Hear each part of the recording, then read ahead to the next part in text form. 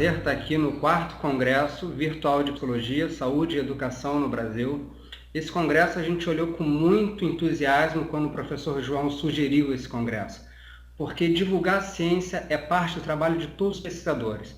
Nós trabalhamos dia após dia nos laboratórios e em algum momento a gente acaba por trocar somente informação conosco, o que por um lado é muito bom porque a gente evolui, a gente capacita o nosso entendimento, mas por outro lado a gente sente que falta essa comunicação com a sociedade.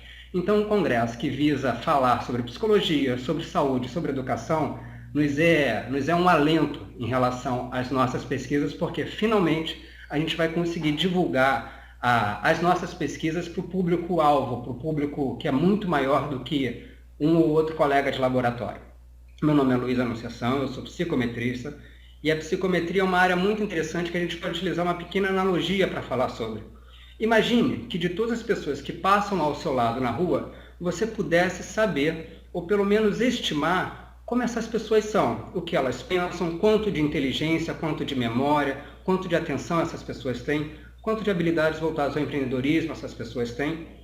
Imagine que houvesse uma máquina que te permitisse medir essas funções psicológicas todas. Certamente isso salvaria muitos casamentos, mas também permitiria que a gente pudesse aplicar, implementar, refinar políticas públicas e políticas privadas de uma maneira muito mais inteligente, de uma maneira orientada por dados, baseada no que a gente chama em evidências, que nada mais é do que um contato mais próximo possível à realidade. E é por isso que eu trago essa apresentação, que é uma apresentação curta, é uma apresentação que depois eu vou deixar durante essa apresentação os links para que vocês baixem o que eu vou utilizar aqui, mas é por isso que eu trago essa apresentação chamada Hands-on em Psicometria, teoria de resposta ao item no R. De verdade, se a gente fosse tentar definir a avaliação psicológica, é um processo de fazer perguntas. E se nós fôssemos tentar definir a psicometria, é justamente um processo pelo qual nós refinamos a nossa capacidade de coletar as respostas. A psicometria é uma área da psicologia que assessora de uma maneira multinível tanto ao psicólogo que quer construir um novo instrumento, quanto ao psicólogo que quer aprimorar um novo instrumento. E é basicamente isso que eu vou fazer hoje. Vou explicar para vocês o passo a passo de como proceder com esse tipo de avaliação, com uma pesquisa que nós fizemos em 2015 e nós refizemos uma parte psicométrica agora em 2016, que consiste da seguinte ideia. Em São Paulo, nós temos diversos taxistas, e esses taxistas, em algum momento, eles passaram por uma grande situação legislativa com a entrada do Uber no Brasil. Os taxistas eles têm uma série de pré-requisitos legais para que consigam exercer sua profissão, e o Uber, naquele momento, parece que entrou de qualquer forma e veio por roubar, na cabeça desses taxistas, o local de transporte dos taxistas. Isso causou uma polêmica muito grande. Mas a nossa pergunta em 2015 foi justamente tentar saber o quanto de empreendedorismo esses taxistas tinham. Lembra que se as pessoas passam do nosso lado na rua, a gente poderia pegar algum grupo e medir o quanto elas têm de inteligência, atenção ou empreendedorismo, ou religiosidade, ou espiritualidade, qualquer coisa que existe em alguma determinada quantidade e a gente pode medir. Então nós pegamos alguns taxistas, nós pegamos uma amostra de 147 taxistas e nós medimos a partir de um instrumento chama-se TEG, Tendência Empreendedora Geral. Esse instrumento ele é composto de 54 itens, todos dicotômicos, em qual o participante vai simplesmente ler cada um daqueles itens e colocar sim ou não, e depois nós teremos, por um somatório simples, um levantamento acerca do empreendedorismo daquela pessoa. A gente parte do pressuposto que todos nós temos empreendedorismo, uns em mais e outros em menos quantidade. E esse instrumento ele vai dar uma amostra sobre como aquele empreendedorismo naquela pessoa está em relação à sua intensidade, em relação à sua magnitude.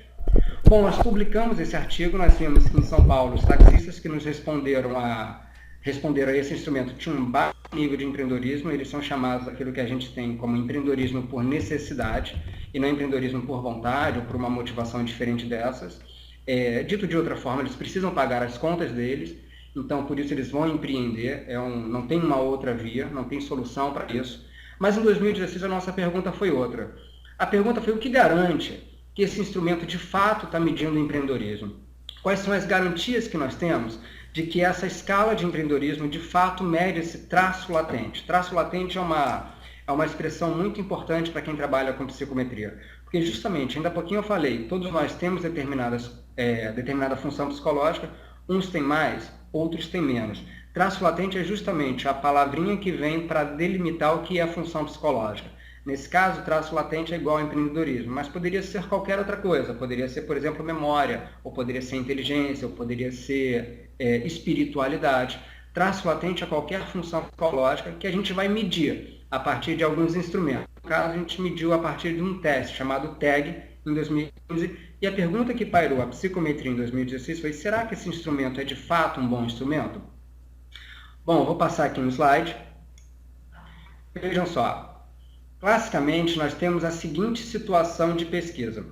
Nós temos uma ideia na nossa cabeça, essa ideia normalmente surge uma hipótese, essa hipótese faz com que a gente vá até um local e colete esses dados. Por isso que a maior parte das pesquisas em psicologia são pesquisas empíricas, no qual a gente tem que ir até um certo local e coletar esses dados. Agora, imagine que eu estou coletando dados de empreendedorismo em taxistas. Em algum momento eu vou precisar de um instrumento para fazer com que aquele traço latente se materialize dado algum determinado número. Uma pessoa pode ter 5, outra pessoa pode ter 10. Agora, o que esse número representa ainda é bem uma incógnita em alguns momentos, porque nós não temos uma escala normativa, nós temos uma escala inicial, uma escala preliminar. Mas aquele instrumento vai ser muito importante, porque a partir desse instrumento eu vou conseguir capturar daqueles indivíduos uma parcela de empreendedorismo, é mais ou menos isso, e vou poder alocá-los em determinados postos relacionados com medidas estatísticas, como média, mediana, desvio padrão e por aí vai. É como se eu tivesse uma régua, e nessa régua fosse de 0 a 10, 0 a pessoa tem nenhum traço latente daquilo que está sendo medido, e 10 a pessoa tem total traço latente daquilo que está sendo medido. Se eu colocasse numa régua, eu teria a seguinte situação: o 0 seria a ausência de empreendedorismo, o 10 seria o maior nível de empreendedorismo máximo.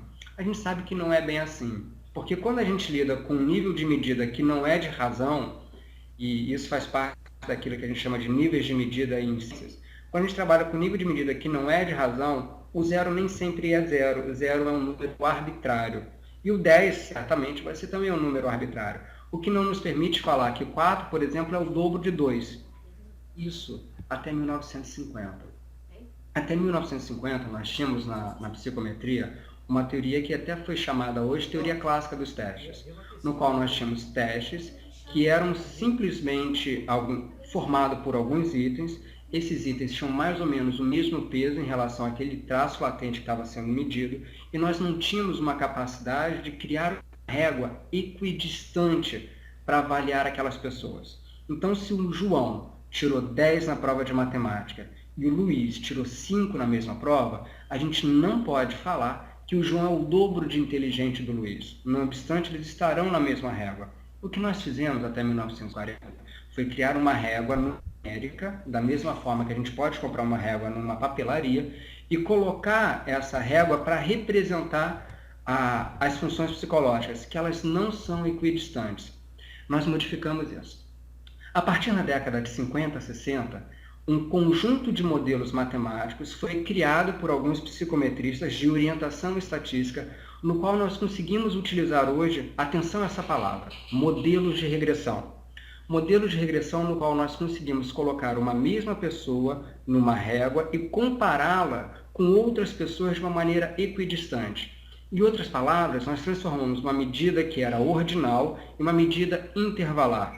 Então, hoje, com a teoria de resposta ao item, TRE, nós conseguimos, a partir de modelos estatísticos, colocar uma pessoa numa mesma régua equidistante. Então, eu posso falar que se João tem 10 em relação ao empreendedorismo, ele tem um dobro de Luiz, que teria 5 em relação ao empreendedorismo. Isso foi um grande avanço. Isso é um avanço tão interessante porque permite que a gente mensure, por exemplo, o quanto alunos de ensino médio sabem de história e geografia no Enem.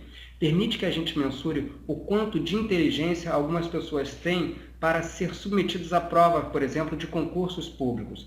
Permite que a gente consiga mensurar o quanto de atenção um requerente à Carteira Nacional de Habilitação tem naquele momento que faz aquela prova, e permite que a gente tenha uma validade preditiva, que é justamente saber o quanto esse resultado aqui se mostra presente, essa pessoa se comportará face àquilo que foi avaliado. Isso não é difícil. Se eu consigo, esse é o meu critério. Se eu consigo fazer, acho que todo mundo consegue. Então, justamente, a partir do momento que nós temos uma pesquisa, uma ideia na cabeça, essa pesquisa levará certamente a um local de coleta de dados, recoleta de dados, como fala em Portugal, né? A partir do momento que a gente tem esses dados coletados, é porque a gente utilizou algum instrumento. E com mais preciso esse instrumento, melhor. Então vamos pensar a situação prática. Hands-on em engenharia significa justamente uma apresentação mais prática. Eu tenho um questionário, esse questionário tem 54 itens, e esses itens todos expostos aqui. Então, esse instrumento todo, cada um dos 54 itens media de uma maneira igual o traço latente em empreendedorismo. Então, uma pessoa pensa que eu falo demais, ia medir igualzinho a posso dormir tarde, acordar cedo, se eu tiver um caso especial para resolver. Esses dois itens, pela teoria clássica dos testes, eles medem esse traço latente de uma maneira igual. Com a TRI é um pouco diferente. Agora, será que cada um desses itens, eles medem de fato o empreendedorismo? Em psicometria nós temos duas palavras que são palavras-chave para todas as análises. Uma palavra é validade. A outra segunda palavra é fidedignidade, ou precisão, ou consistência interna, que em inglês é reliability, que é justamente essa fidedignidade do instrumento. A validade refere-se ao, será que esse instrumento mede de fato aquilo que se propõe?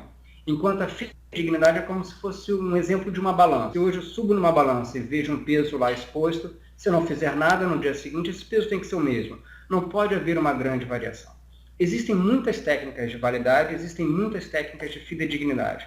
Enquanto as técnicas de fidedignidade são técnicas muito mais relacionadas com pressupostos numéricos, as técnicas de validade são muito mais relacionadas a pressupostos teóricos. Não obstante, enquanto a validade se direciona à validade no tipo construto, do tipo traço latente, existem técnicas numéricas que nos permitem saber se esse instrumento está válido ou mais válido ou não válido. A primeira técnica que eu vou mostrar para vocês chama-se coeficiente de validade de conteúdo. Esse coeficiente de validade de conteúdo, e eu vou mostrar já o próximo slide, ele funciona da seguinte forma. Eu pego um instrumento super grande, imagina um instrumento americano, inclusive com texto em inglês, que ele é utilizado lá, e lá nos Estados Unidos ele tem uma boa aceitação acadêmica. Eu pego esse instrumento e trago para o Brasil. Não adianta simplesmente eu pegar os itens, colocar no Google e pedir para ele traduzir. Não rola, porque tem particularidades do idioma, tem idiosincrasias da linguagem que o Google não vai conseguir fazer. Então, a melhor forma que eu tenho para saber se esse instrumento ele tem uma boa validade de conteúdo é reunir uns especialistas, eu vou chamar isso de painel de especialistas. O painel de especialistas irá avaliar se aqueles itens foram traduzidos de uma maneira correta, ou seja, se passaram por todo um procedimento que a gente chama de tradução e retrotradução, e se eles têm características em relação à sua confecção textual que facilitem, de fato, o entendimento por parte daquelas pessoas que serão submetidas ao item naquele traço latente. Vamos colocar isso de uma maneira bem simples. Um especialista, nós já tínhamos esse instrumento, como diz aqui na PUC, tropicalizado, o TAG, que é a Tendência Empreendedora Geral, já tinha sido traduzido, retrotraduzido e considerado ok para a utilização dele aqui no nosso território brasileiro, então ele já estava em português, entre aspas, do Brasil, mas ele vinha sendo utilizado sem nós passarmos, aquele processo não foi um processo bem feito, porque foram pessoas da administração que fizeram, e não pessoas da psicologia. E não obstante haver confluência, em algum momento haverá uma dissipação em relação ao entendimento de como trabalhar a medida. Bom, o que nós fizemos? Nós pegamos esse instrumento, com 54 itens, e reunimos em São Paulo e no Rio de Janeiro um comitê de especialistas. Eram 11 especialistas que eles leram cada um dos itens na versão em português e eles respondiam se aqueles itens eles mediam de fato aquilo que se proponham, ou seja, mediam o traço latente em empreendedorismo, e se eles estavam numa linguagem simples para qualquer pessoa ser submetida a eles. Só um dado de curiosidade. Tem um negócio chamado Painel Global de Empreendedorismo no Mundo. É um board, é um painel que avalia diversos países em relação ao que eles chamam de coeficiente de empreendedorismo. O Brasil é um dos países que mais empreendem no mundo inteiro. Um dado curioso é que a Alemanha está super lá atrás. A Alemanha não empreende muito. O que nos causa certa Primeiro momento a gente fica feliz, a gente fala, poxa, que bom, o país é empreendedor, o país entende que a inovação é importante, empreendedorismo, como diz o Peter Drucker, é a ferramenta da inovação. Mas, de outro lado, nos causa uma certa tristeza, porque o brasileiro, de certa feita, empreende não é por uma motivação endógena, ele empreende por uma motivação exógena, ou seja, ele precisa pagar conta, então ele vai e faz um trabalho qualquer, ele empreende, ele cria uma carrocinha de cachorro-quente, ele começa a fazer um bico aqui, um bico ali, ele vira um empreendedor não por opção, mas um empreendedor por necessidade. Bom, voltando aqui, nós pegamos esses 54 itens, nós demos para os especialistas, e os especialistas eles podiam marcar de 1 a 5 em relação se aquele item, por exemplo, gosta de fazer coisas diferentes da maior parte das pessoas. Se aquele item de 1 a 5, o quanto aquele item media empreendedorismo? 1 não media nada, 5 media muito. Um segundo item era, durmo tarde, acordo cedo se tiver de fazer alguma coisa especial. 1 não mede nada, 5 mede muito. O terceiro item era alguma coisa como falo demais. 1 não mede nada, 5 mede muito. Ao fim, cada item poderá ir até 5, se medir totalmente empreendedorismo pelo julgamento daquele especialista, ou 1 não mede nada o empreendedorismo pelo julgamento daquele especialista. Agora, aquele especialista media 2 características dos itens. O primeiro é o que a gente chama de validade.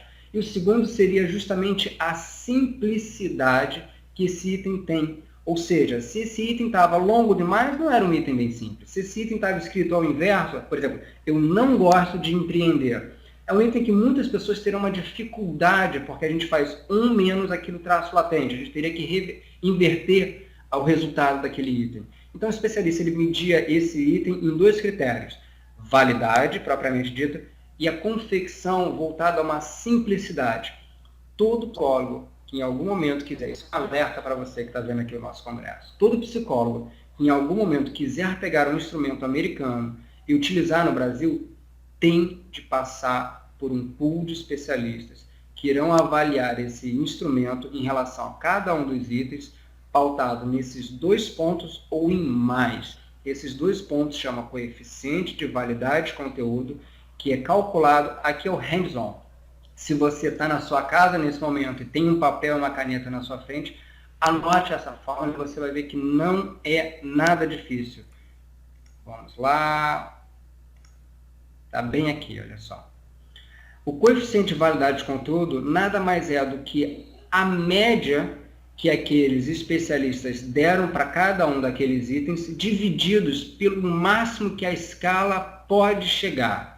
Ou seja, nós temos um especialista que deu 3 para um item, nós temos outro especialista que deu 5 para o mesmo item, depois nós temos um especialista que deu 4 para aquele item. Ao fim de tudo, nós teremos a média de cada um daqueles itens, ou seja, o somatório daqueles itens divididos pelos juízes, né, divididos pelo máximo que a escala pode chegar. Nós podemos ter, então, uma escala que vai de 0 até uma escala que vai até 1. Onde 0 significa que aquele item, segundo o critério daqueles especialistas, não mede nada. E 1 significa que aquele item, segundo o critério dos especialistas, poxa, mede tudo. Se nós pegarmos todos esses itens e somarmos e dividirmos pelo número de itens, ou seja, a média agora total, nós teremos a média do instrumento. Atenção, tem pontos de corte.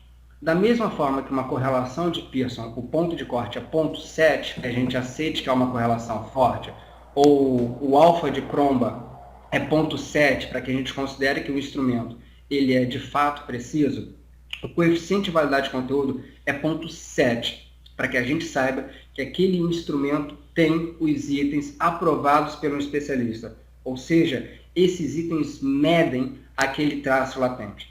Nós fizemos isso com o tag e foi uma decepção. Nós vimos que muitos itens não mediam de fato aquilo que eles se propunham. Então havia itens ali, como eu falo demais, que não tem a ver com empreendedorismo. É porque no momento da criação dele, os autores acreditavam ou creditavam aquele item um aspecto de empreendedorismo. Mas os especialistas viram que não é bem assim.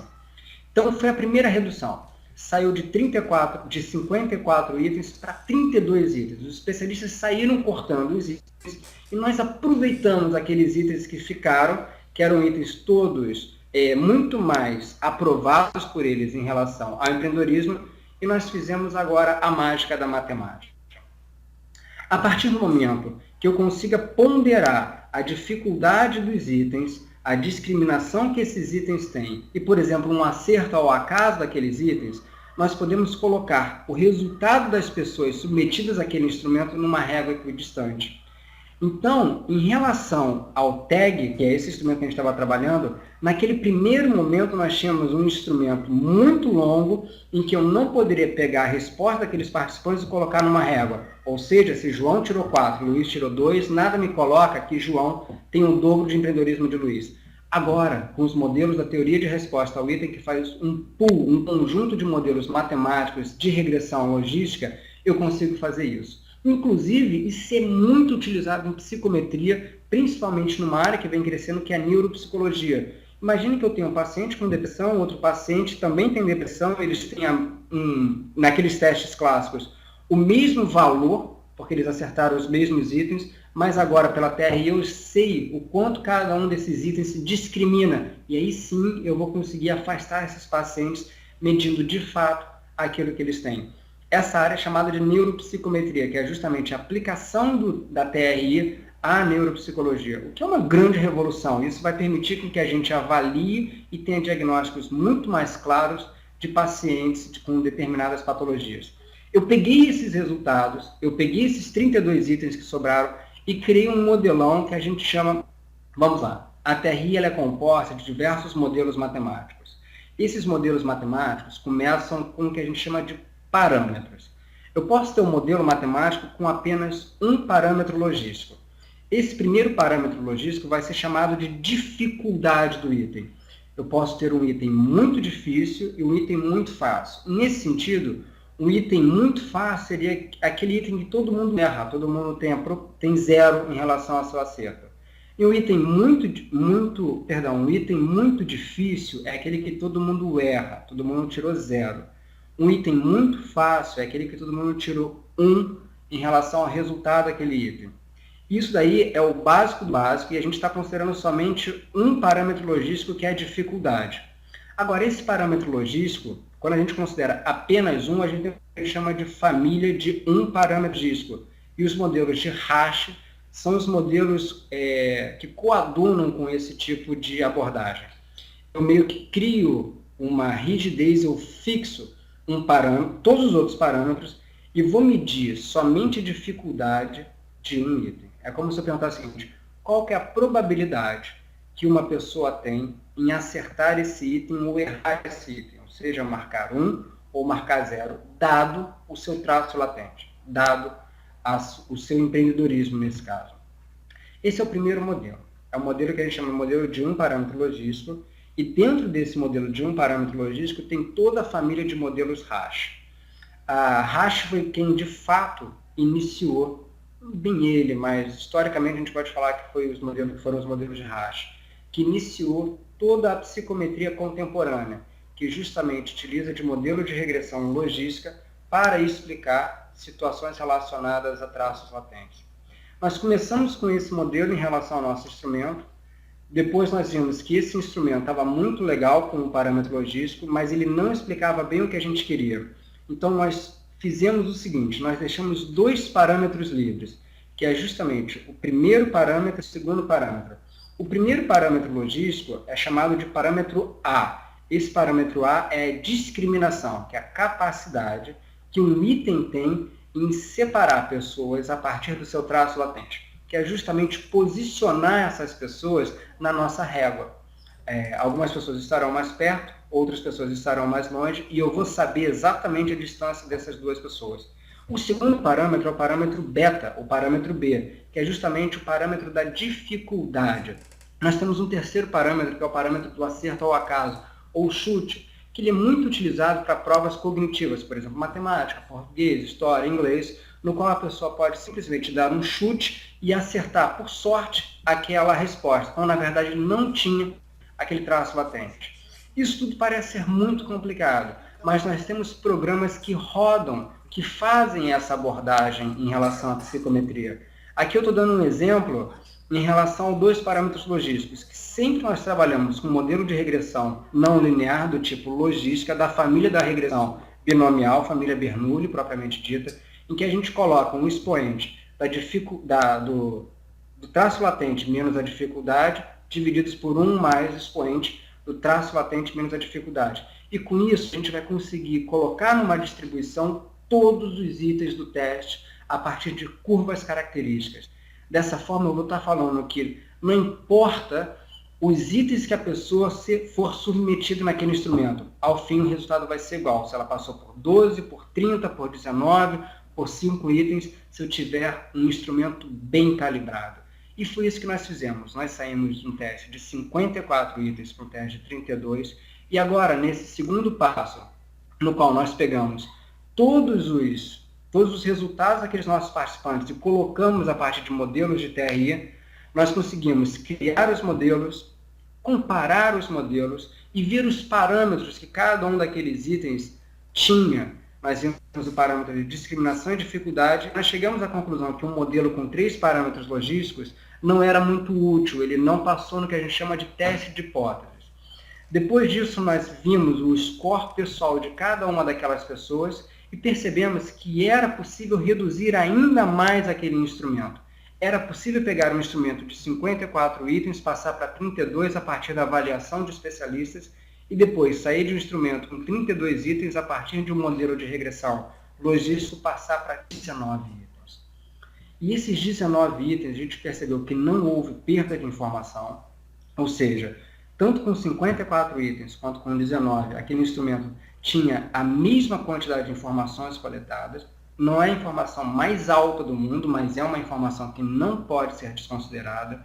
Além disso, nós temos agora um instrumento unidimensional. Então, cada um daqueles itens vai medir o empreendedorismo a partir de parâmetros diferentes. Parâmetros que eu digo nesse sentido, a gente pluga um valor do lado daquele beta e cada um do item vai ter como se eu chamasse de peso diferente. É como se o item 12, por exemplo, que fosse um item do eu não vou dormir até encerrar uma atividade. Ele me disse mais empreendedorismo do que o item do eu gosto de novos afazeres no meu dia a dia. Com isso, a gente viu que cada um dos itens se distribui de uma maneira particular naquele resultado, a gente diminui o instrumento, a gente deixa com que o tempo gasto para que uma pessoa preencha aquele instrumento seja muito menor e não perde informação. Isso é um avanço tremendo. E eu quero mostrar para vocês justamente como ficou esse instrumento. Nós compartilhamos uma seguinte hipótese em relação ao nosso trabalho. Ciência é para passar adiante. Ciência ela serve para que outras pessoas se apropriem daquelas técnicas, daqueles métodos e passem adiante. Então, já estou alertando e deixando bastante claro que a sintaxe utilizada em todas as equações matemáticas, no programa que eu utilizei, que é o programa R, vai estar disponível no último slide, da mesma forma que esse instrumento já foi submetido a uma revista chamada Revista de Produção e Gestão, uma revista da engenharia, e eu acredito que vai ser muito bem visto, vai ser aceito, porque esse instrumento vai circular pelo mercado acadêmico e pelo mercado privado também.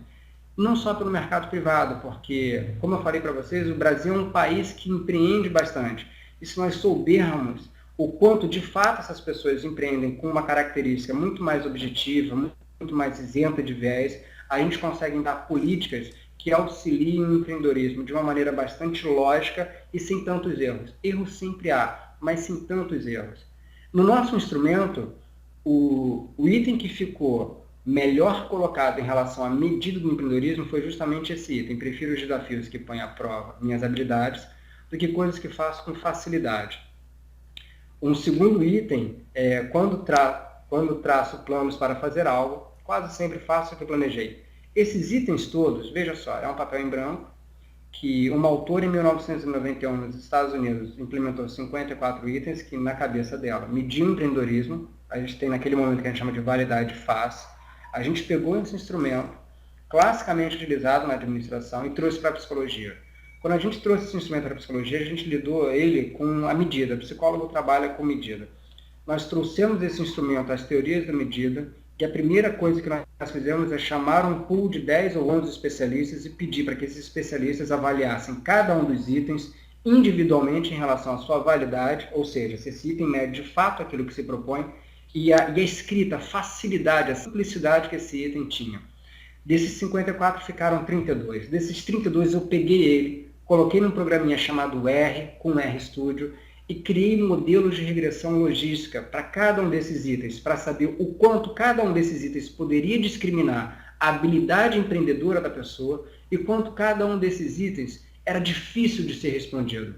Então a pessoa tinha que ter um grande traço de empreendedorismo, uma grande habilidade para que ela respondesse um, enquanto o outro item era muito mais fácil de ser respondido.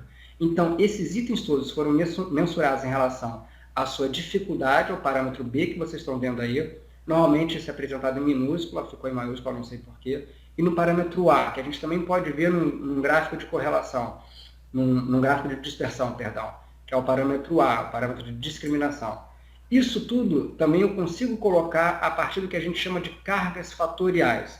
Cada um desses itens tem uma carga fatorial que é como se eu plugasse esse item nesse valor e soubesse, agora sim, nessa régua equidistante, o que cada um desses itens fala sobre empreendedorismo.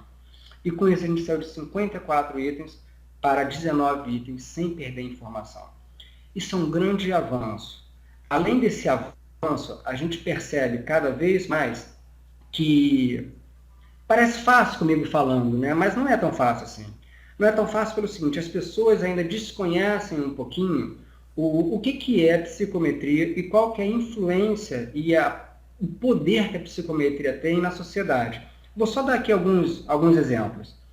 Lembra que eu comentei para vocês que se uma pessoa passasse pela rua, e seria muito legal que eu pudesse prever o quanto essas pessoas têm em relação a algumas habilidades, como a habilidade de resolver problemas simples, a habilidade de resolver problemas tendo em vista inteligência visoespacial, atenção. A psicometria ela constrói instrumentos que permitem que a gente avalie essas pessoas. Isso na década de 50 teve um shakedown, né? Teve uma grande chacoalhada a partir da teoria de resposta ao item. Já passou muito tempo de lá para cá. E muitas pessoas que foram medidas com esses primeiros modelos matemáticos, elas já entraram no mercado de trabalho, elas têm uma vida muito legal, e a gente conseguiu, depois de muito tempo, fazer um acompanhamento dessas pessoas e comparar o resultado que elas tiveram naqueles instrumentos e o comportamento delas na empresa, o comportamento social, o comportamento em diversos segmentos que essas pessoas tinham, para calcular o que a gente chama de validade preditiva. E nós temos hoje como certo que um instrumento aplicado numa pessoa hoje, ele tem uma boa capacidade preditiva, 0,6 acima. Ou seja, se você psicólogo hoje, está numa empresa e precisa fazer a contratação de novos colaboradores, utilize testes psicológicos, porque eles têm uma boa validade preditiva. O desempenho que a pessoa atingir no teste psicológico será muito próximo ao comportamento que ela vai ter dentro de uma empresa. Se você hoje está no Detran e você precisa responder ao Estado se aquele requerente, a CNH, tem ou não tem uma capacidade atentiva, pelo menos linear, para guiar um veículo automotor, utilize testes psicológicos, porque os testes psicológicos se mostram como bons preditores de comportamento. E no trânsito, então, é acidente. Se uma pessoa vai realizar cirurgia bariátrica, utilize testes psicológicos, porque eles são bons preditores do estado mental e principalmente do comportamento cirúrgico que essa pessoa vai ter. Se você está no contexto militar, utilize testes psicológicos, porque ele e por aí vai. Na verdade, nós temos nos testes psicológicos a maior revolução da psicologia. Uma ciência ela pode ser medida em relação à capacidade que ela tem em expressar por números os fenômenos a que ela se dirige. No caso, a psicologia se dirige aos comportamentos humanos. E o teste psicológico ele tem uma capacidade de expressar por números os comportamentos, os fenômenos psicológicos. Temos diversos desafios. Ensinar isso para o acadêmico de psicologia é uma grande dificuldade, porque as pessoas acreditam que na psicologia não se entra para aprender matemática. É justo pelo contrário, a pessoa tem uma grande dificuldade em matemática e por isso vai para a psicologia. Um outro passo é que tem pouco conteúdo em português sobre teoria de resposta ao item.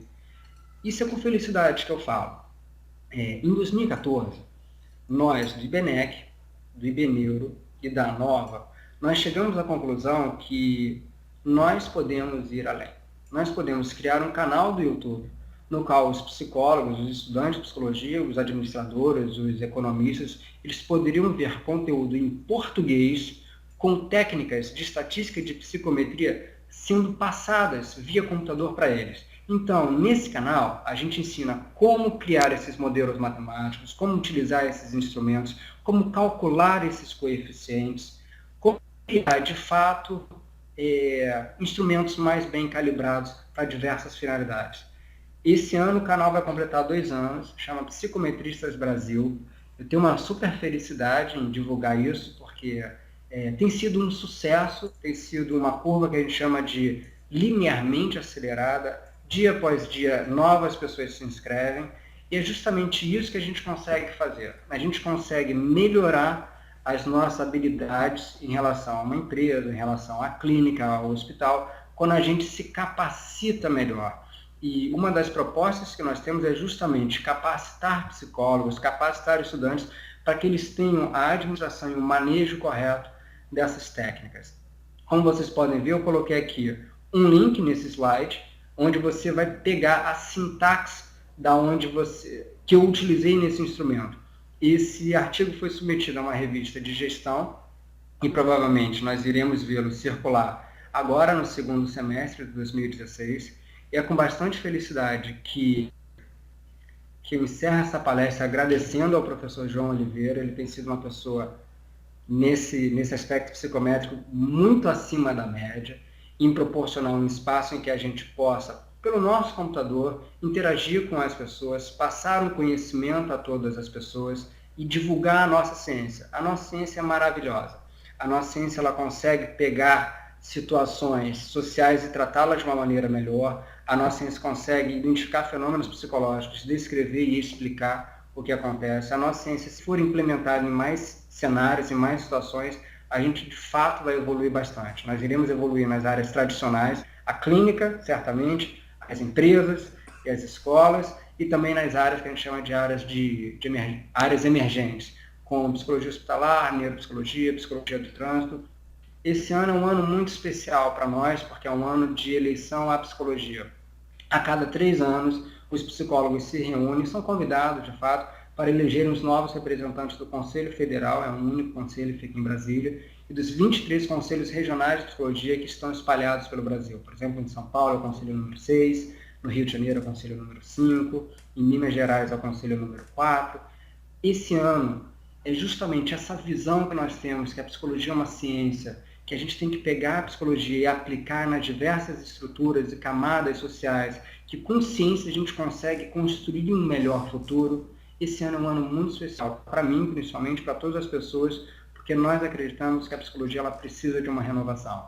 E é justamente o que nos motivou a apresentar chapas em todas as regiões do Brasil, quase, uma chapa para o final também.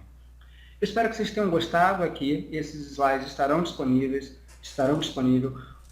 a sintaxe estará disponível, e é para frente que se anda. Agradeço novamente ao professor João, um forte abraço a vocês todos, tchau, tchau.